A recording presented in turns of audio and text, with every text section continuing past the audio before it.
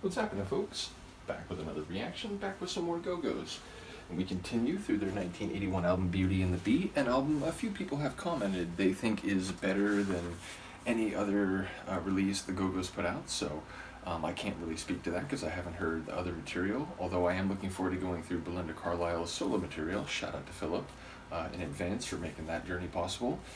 But regardless, we're getting into the latter stages, last 3 or 4 tunes on the album.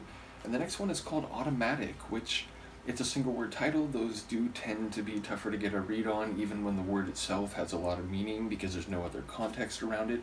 Automatic is something that's not deliberative, not considerate or considered. It's something which, I was going to say automatically, you can't use the word in the definition. Something which, by mere reflex or by a deterministic framework, becomes one thing in the context of a certain set of conditions obtaining, to use philosophical language.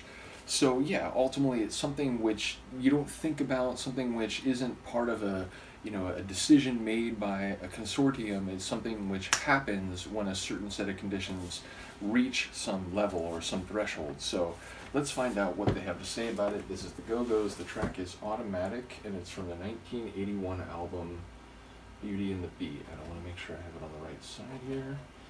So that means it would be the third tune on this side.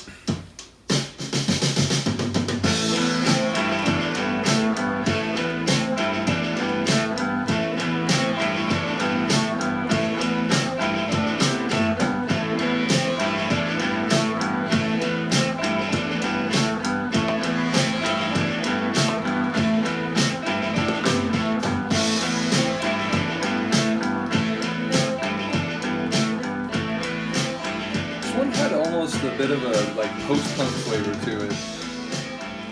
That sort of bit dissonant, almost like post-apocalyptic guitar riff. The overall atmosphere was a bit heavy and I don't know what the right word is.